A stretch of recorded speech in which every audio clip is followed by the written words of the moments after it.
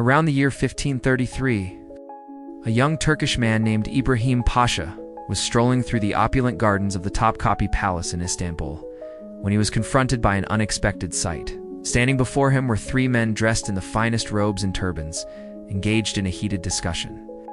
Two of these men were members of the Sultan's family, his brother and uncle. To answer this question, we need to look at the very top of the Ottoman social structure. But the third man was none other than the Grand Vizier, the most powerful official in the entire empire.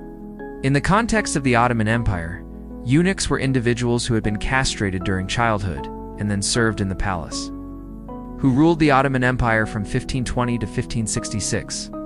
Under his rule, eunuchs began to play an increasingly important role in the governance of the empire. As the empire expanded, so did the bureaucracy required to administer it. Eunuchs, with their literacy skills and ability to handle complex administrative tasks, were well suited for many of these positions.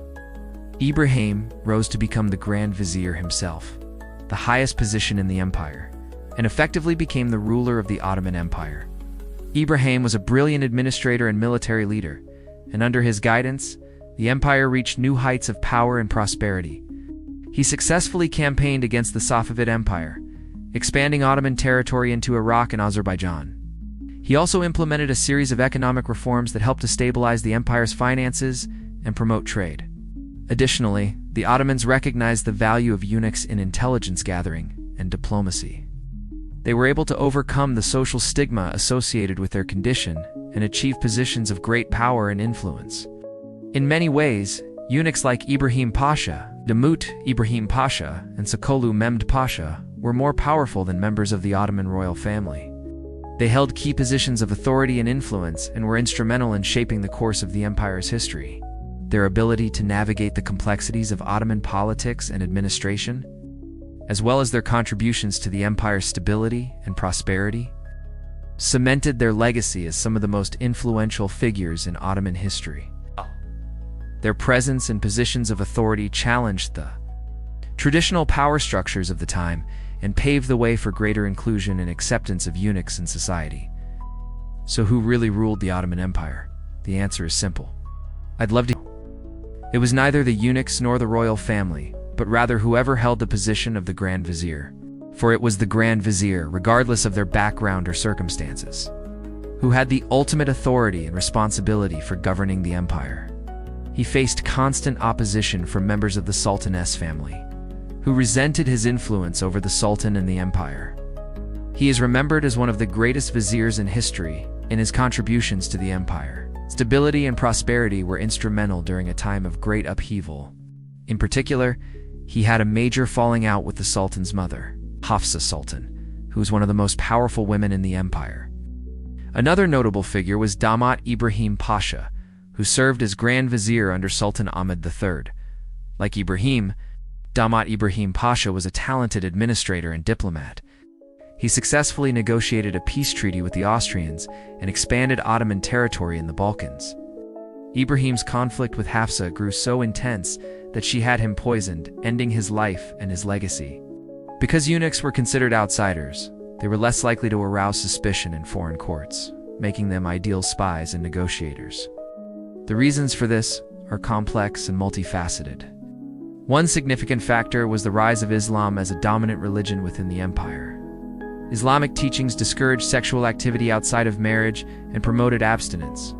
Sakolu played a crucial role in the Ottoman Empire's victory over the Safavids in the 1570s and 1580s. He was also responsible for implementing a series of reforms that helped to modernize the Ottoman state. As a result, many Muslims, including those in positions of power, turned to castration as a means to control their sexual urges. This led to a growing number of eunuchs in the palace, and with them came an increased demand for their services. Their role was diverse, ranging from administrative positions to serving as attendants for the Sultan's wife. Despite their important roles, eunuchs were considered outsiders to the imperial family and were generally excluded from positions of political power. This led to frequent power struggles among the Sultan's sons and family members, who would often use any means necessary to secure the throne for themselves. In this environment, the Ottomans began to favor eunuchs over family members for key positions. Eunuchs were seen as more loyal and less ambitious, and therefore more reliable in positions of power. And if that wasn't shocking enough, the Grand Vizier was also a eunuch, a man whose testicles had been removed either during or shortly after birth. As Ibrahim watched, the two family members angrily approached the vizier, demanding to know why he dared question the sultan's orders. But the vizier remained unfazed, calmly explained that while he respected the sultan, he also had a duty to consider the best interests of the empire. His position as vizier gave him the authority to advise the sultan and ensure that his decisions aligned with what was best for the Ottoman state. The family members, realizing the futility of their anger, could only watch as the vizier continued to speak with such confidence and conviction. Ibrahim found himself deeply intrigued by this encounter. It made him wonder just how much power did eunuchs like the Grand Vizier wield within the Ottoman Empire. During the height of its power, the Ottoman Empire spanned across 3 continents and controlled some of the busiest trade routes in the world. Its military was one of the largest and most disciplined in history, and its sultans were seen as divine rulers on earth. However, the reality of power within the empire was not as straightforward as it may seem. While the sultan held the title of the supreme leader, it was often those closest to him who wielded the most influence. And surprisingly, many of these individuals were not members of the royal family. Instead, it was a group of men who had been castrated during childhood, the eunuchs. The term eunuch itself simply refers to a person who has been castrated, typically a man. However, that all changed during the reign of Sultan Suleiman the Magnificent. Another factor was the sheer size of the Ottoman Empire. Finally, there was the issue of succession. Unlike many other empires, the Ottoman Empire had no clear rules of inheritance.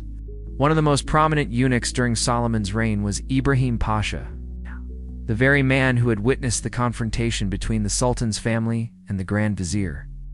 However, Ibrahim's rise to power was not without its challenges. Despite his untimely death, Ibrahim left an indelible mark on the Ottoman Empire. Ibrahim's story is just one example of the many eunuchs who rose to positions of power and influence during the Ottoman Empire. But perhaps the most famous of the eunuch power brokers was the Grand Vizier Sakalu Mehmet Pasha, who served under Sultan Murad III and Mehmed I. The prominence of eunuchs in positions of power during the Ottoman Empire was a remarkable phenomenon and a testament to their abilities and contributions to the empire. So, to answer our original question, did eunuchs have more power than the royal family in the Ottoman Empire? The answer is a resounding yes. While eunuchs may have been considered outsiders to the imperial family, they proved that it was not blood ties, but rather competence and loyalty that truly mattered in the Ottoman Empire. What do you think? Did you find this video insightful? Or perhaps it changed your perspective on eunuchs and their role in history?